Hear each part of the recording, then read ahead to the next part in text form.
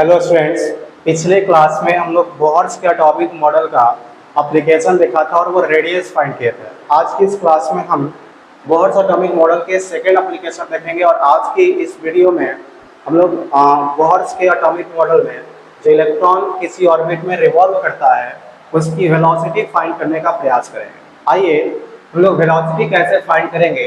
Topic हमारा है application of Bohr's atomic model, जिसमें आपका टॉपिक जो चला है पिछले क्लास में हमने जिक्र किया था रेडियस कैसे फाइंड करेंगे। आज की इस वीडियो में हम बात करेंगे किसी इलेक्ट्रॉन जो किसी ऑर्बिट में रिवॉल्व कर रहा है उसकी वेलोसिटी कैसे फाइंड करेंगे, यानी calculation of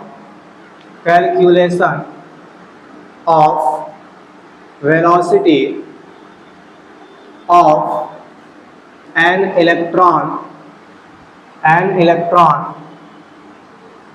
in Bohr's orbit. तो बोहर्स ऑर्बिट के जब इलेक्ट्रॉन रिवॉल्व कर रहा होगा तो उसकी वेलोसिटी क्या होगा, उस पार्टिकुलर बोहर्स ऑर्बिट में उसकी वेलोसिटी फाइंड करने का प्रयास करेंगे। ये देखिए, सपोज मान लीजिए आपके पास कोई एटम है और ये न्यूक्लियस होता है। एटम्स के अराउंड एक सर्कुलर पाथ होता है जिसको सेल या एनर्जी लेवल भी कहा जाता है। न्यूक्लियस में आप सभी जानते हैं कि इसमें प्रोटॉन होता है और न्यूट्रॉन होता है, और बोहर्स की एटॉमिक मॉडल जो होगा वो इलेक्ट्रॉनिक सिंगल इलेक्ट्रॉनिक स्पीशीज के लिए अप्लाई है। सपोज ये मान लेते हैं इलेक्ट्रॉन यहाँ पर आपका रिवॉल्व कर रहा है, जिसकी सेंटर से जो आपका डिस्टेंस होगा वो डिस्टेंस r सपोज मान लेते हैं, और इस इलेक्ट्रॉन की वेलोसिटी v है। अगर इलेक्ट्रॉन की मास m है जो v वेलोसिटी से रिवॉल्व कर रही है, इसमें आप ध्यान देंगे न्यूक्लियस में आपके प्रोटॉन्स होते हैं और प्रोटॉन की चार्ज इलेक्ट्रॉन की चार्ज के इक्वल होता है। तो जब इलेक्ट्रॉन की चार्ज के इक्वल होता है तो इसमें आप लिख सकते हैं कि टोटल चार्ज होगा वो प्लस z इंटू ई होगा। अब एक फोर्स लगता है सेंटर की तरफ और एक फोर्स लगता है आपको सेंटर के बाहर की तरफ। सेंटर की तरफ जो लगेगा वो पॉजिटिव चार्ज और इलेक्ट्रॉन पे नेगेटिव चार्ज होगा उसके कारण लगेगा, यानी इसको कहते हैं इलेक्ट्रोस्टैटिक फोर्स। और एक बाहर की तरफ फोर्स लगेगा सेंट्रीफ्यूगल फोर्स। आप जानते हैं कि centrifugal force Coulombic force is equal to centripetal force. Coulombic force जो होता है वो सेंट्रीफ्यूगल फोर्स के इक्वल होता है, ये बात आप जानते हैं। ये कूलम्बिक फोर्स होता है K into Q1 into Q2 by R square. Q1 और Q2 क्या है, दो चार्जेस है और उनके बीच का डिस्टेंस है R, तो R स्क्वायर फॉर्मूला होता है। ठीक है, देखेंगे यहाँ पर आपका जो टोटल चार्ज है वो Z इंटू ई होगा, और यहाँ पर जो टोटल चार्ज है वो सिंगल इलेक्ट्रॉन के लिए होता है, तो एक हो जाएगा ई हो जाएगा सिर्फ। इधर आपका जो फॉर्मूला होगा सेंट्रीफ्यूगल का वहाँ होता है mv स्क्वायर अपॉन R। यदि इलेक्ट्रॉन का मास m है, v वेलोसिटी से रिवॉल्व कर रहा है, जिस पाथ पर चल रहा है उसकी रेडियस r है, तो mv स्क्वायर अपॉन R होता है। अगर इलेक्ट्रॉन किसी ऑर्बिट में रिवॉल्व कर रहा है तो उसके लिए अंदर की तरफ केंद्र से आना सेंटर की तरफ लगने वाला फोर्स और सेंटर के बाहर की तरफ लगने वाला फोर्स दोनों इक्वल होना चाहिए mv स्क्वायर अपॉन R। ध्यान दें यहाँ Q1 का जो वैल्यू होगा वो हम ZE कंसिडर कर रहे हैं और Q2 के वैल्यू को E कंसिडर कर रहे हैं। यहाँ पर वैल्यू जब आप पुट कीजिएगा तो आ जाएगा ये Z इंटू ई और इंटू ई।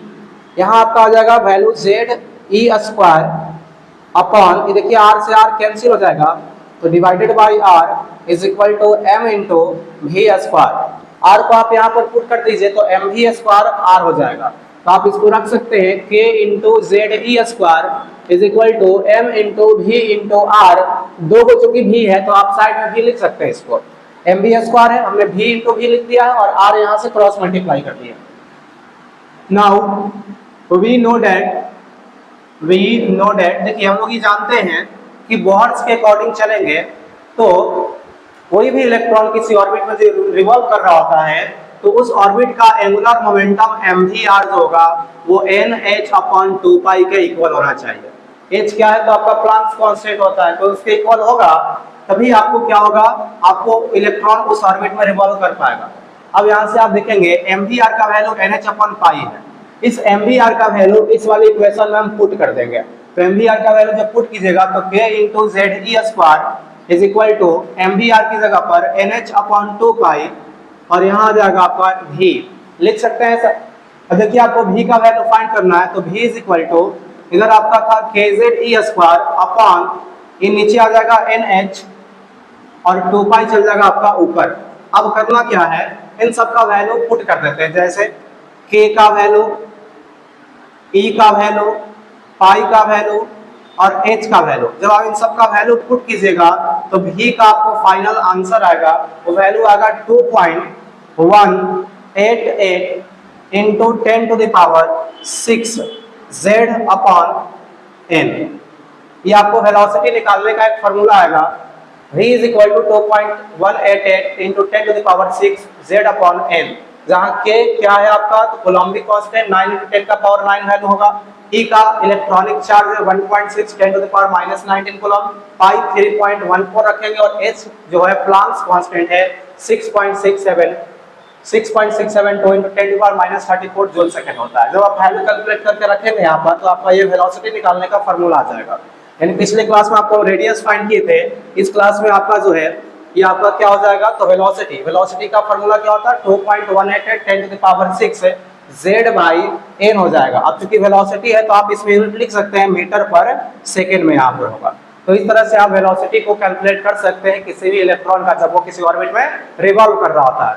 इस प्रकार से आपको दो एप्लीकेशन में बताया, दो और एप्लीकेशन बताएंगे टाइम पीरियड निकालने के लिए, ठीक है, और फ्रीक्वेंसी निकालने के लिए, और एक और एनर्जी निकालने के लिए वो कैसे फाइंड करेंगे, तो वो अगले आपको वीडियो में इसकी जो है एनर्जी और टाइम पीरियड फ्रीक्वेंसी निकालने के लिए सिखाएंगे। तब तक के लिए जय हिंद, जय भारत।